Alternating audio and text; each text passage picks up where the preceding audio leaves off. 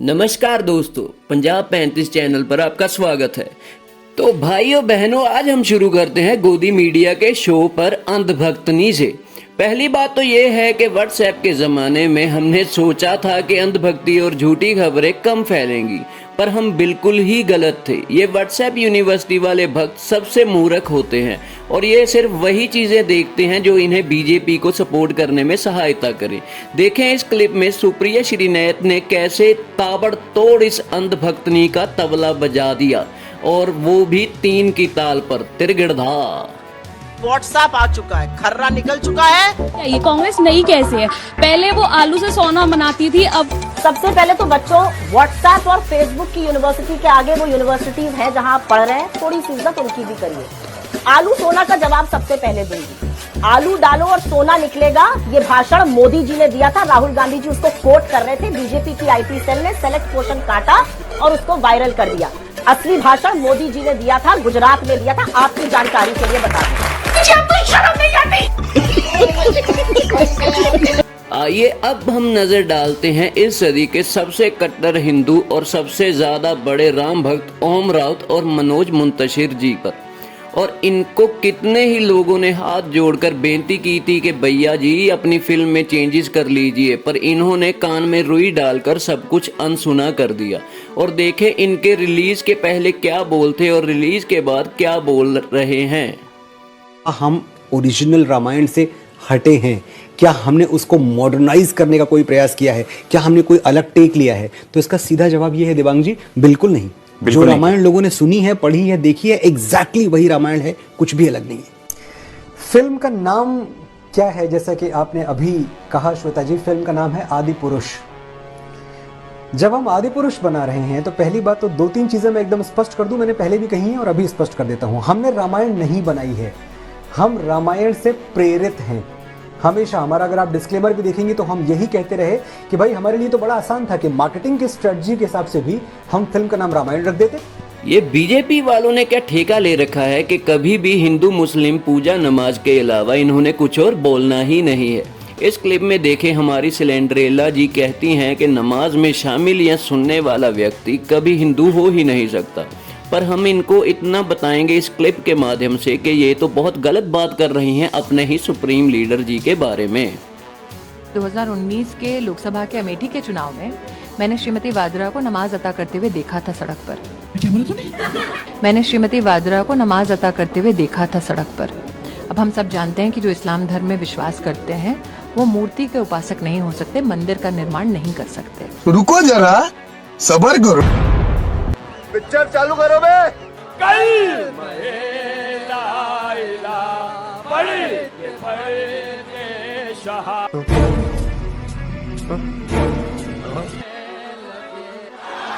वाह मोदी जी, वाह।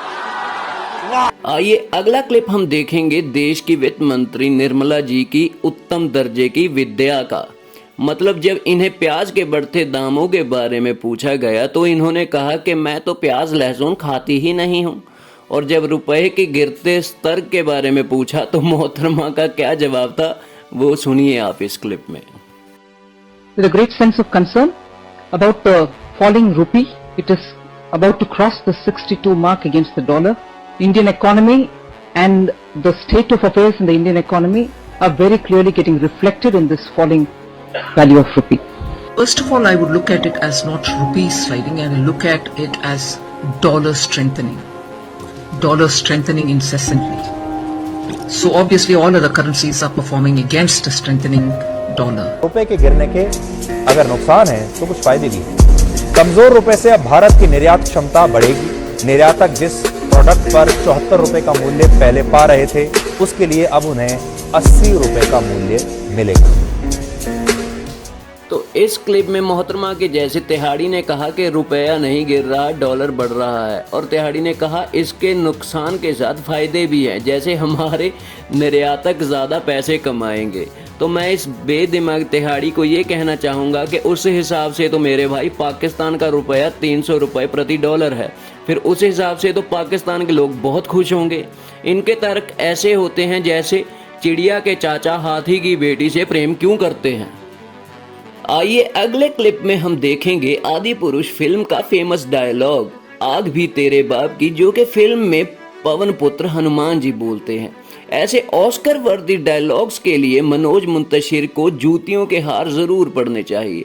और देखें इस क्लिप में इस विषय पर क्या कहा हमारे देश के सबसे प्रिय पत्रकार रवीश कुमार जी ने। कपड़ा तेरे बाप का, तेल तेरे बाप का, आग भी तेरे बाप की और चलेगी भी तेरे बाप की। लेकिन अब मोदी नहीं, मनोज ही इस देश को बचा सकता है। देश को घटिया संवाद की बहुत जरूरत है। जैसे खेत तेरे बाप का, खेत में खाद तेरे बाप का, खेत में पानी तेरे बाप का, खेत में जनरेटर तेरे बाप का, खेत के जनरेटर में डीजल तेरे बाप का, खेत का चावल तेरे बाप का, तो कैंसर तेरे बाप को। तो अब जैसे कि पता है कि हिंदू देवताओं के अपमान की बात हो या सुप्रीम लीडर की खिलाफत की, गोदी मीडिया के चैनल सारा दोष लगाते हैं तो पाकिस्तान पर या दूसरे बाहरी लोगों पर। और ऐसे ही एनडीटीवी चैनल जो कि बड़े लोगों ने खरीद लिया है, उन्होंने खबर दिखाई जिसमें अयोध्या के बाबा और संतों ने ये कहा है कि आदि पुरुष फिल्म किसी विदेशी साजिश का हिस्सा है हिंदुओं को बदनाम करने के लिए।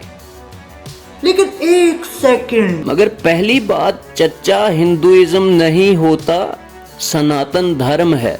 हिंदू हमें बाहर के लोगों ने नाम दिया था सिंध नदी के कारण। पहले सिंधु आया, फिर सिंध और बाद में हिंदू। और दूसरी बात यह है कि फिल्म के क्रेडिट्स में तो मनोज और ओम ने जिन जिन नेताओं का धन्यवाद किया है वो सारे हिंदू और बीजेपी के ही नेता हैं, जैसे कि भक्तों के चहीते आदित्यनाथ और शिवराज जैसे मंत्री। आइए अगले क्लिप में हम देखेंगे हमारे देश की अंधभक्ति का सबसे उत्तम उदाहरण। ऐसे ही पहले एक चर्च की मूर्ति से पानी टपक रहा था और हमारे देश के मूर्ख अंधविश्वासी लोग उस पानी को अमृत चमत्कार समझकर पेट भर के पी रहे थे और बोतलों में भी भरकर घर ले जा रहे थे। पर बाद में पता चला कि कोई पास वाली सीवरेज की पाइप टूट गई थी और उसका पानी मूर्ति से टपक रहा था। आइए देखें ये मूवी का मजेदार क्लिप। बीच में थोड़े मीम्स डाले हैं ताकि वीडियो में एड्स के कॉपीराइट्स ना आए, और मीम्स के लिए माफी भी चाहेंगे। शिवशंकर जी, अब चलिए। हाँ। जय हिंद दोस्तों। ओहो, बेचारा मेमना झाड़ियों में फंसा लगता है, इसे तुम जरा सुखा दो। देखा आपने लापरवाही का नतीजा है।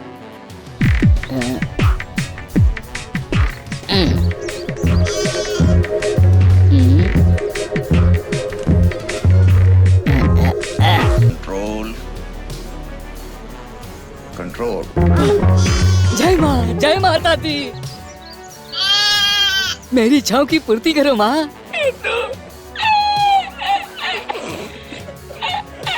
कांटा फंस गया तो तुम क्यों चिल्ला रहे हो? मेरे पैर में घुसा तो मैं ही चिल्लाऊंगा ना। जय माता दी, मुझे शक्ति दो माते, धन दो माते, मैं अनाथ हूँ माते, अपना आशीर्वाद दो माते।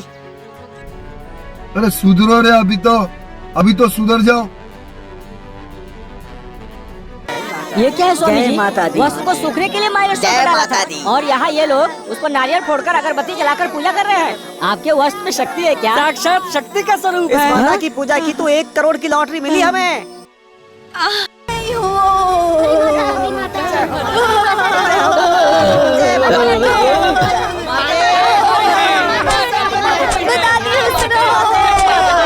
क्या बात है जी, एक्टिंग की बादशाह हो, कसम से बहुत अच्छी वीडियो बनाई है। सही।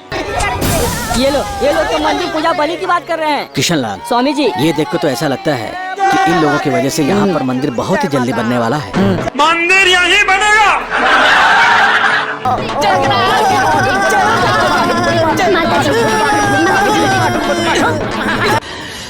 साले को बम से उड़ा दूंगा, एक बार हाथ में आ जाए। ये देखो, बकरे ने सिजलाए मतलब बलि चढ़ेगी। ओए, लाओ वो तलवार मुझे दो। रुको जरा। वुमेन। पिता ही नहीं, बकरे ने भी सिर हिलाया ना। सर हिलाया? किशन लाल, ये पानी की बोतल जरा मुझे दो। ये लीजिए। इधर। अरे देखो, इसने भी अभी सर हिलाया है। माँ इसकी बलि मांग रही है। चढ़ाओ इसकी बलि। अगर उस बकरे को बोलना आता तो वो भी तुमसे यही बोलता। तुम्हें किसने कहा कि ये माता की मूर्ति है? नहीं है। ये हमारे शिवशंकर जी का वस्त्र है। माइलस्टोन देखिए जरूर पहुँचेंगे, लेकिन 100 साल हो जाए तो भी आप लोगों को अकल नहीं आएगी। आप लोगों को बुद्ध ही राह दिखाए। अब आप लोग की पूजा खत्म हुई, घर जाइए, शराब पीकर सो जाइए।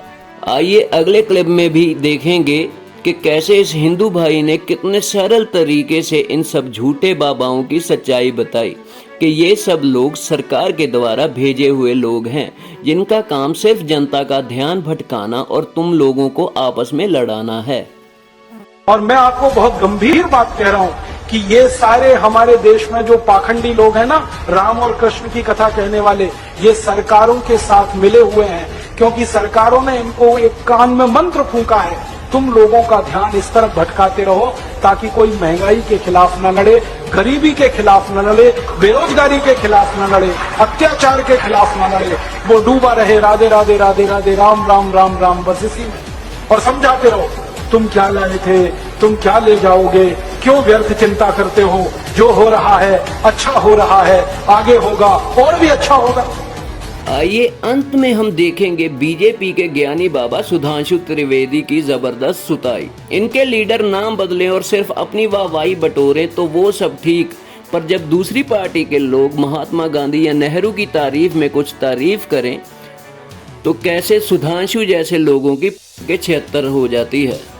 नहीं थे, बड़े अलबेले प्रधानमंत्री थे। इसके बावजूद हम ये मानते हैं जो प्रथम प्रधानमंत्री थे उस पूरे संग्रहालय में उनका प्रथम स्थान है। तेरा तो गेम बजाना पड़े। मगर कोई ये कहे कि साहब हमारा ही एकमात्र स्थान होना चाहिए और मेरे लिए एक्सक्लूसिव होना चाहिए, तो वो मेरे विचार से अपने को रास्ते बड़ा छोटा सा जवाब इस पर, उसके बाद देखिए अलबेले तो थे वो। आज अमेरिका में सिलिकॉन वैली में जितने लोग, लाखों लोग बैठे हैं, उसी अलबेले व्यक्ति की देन है।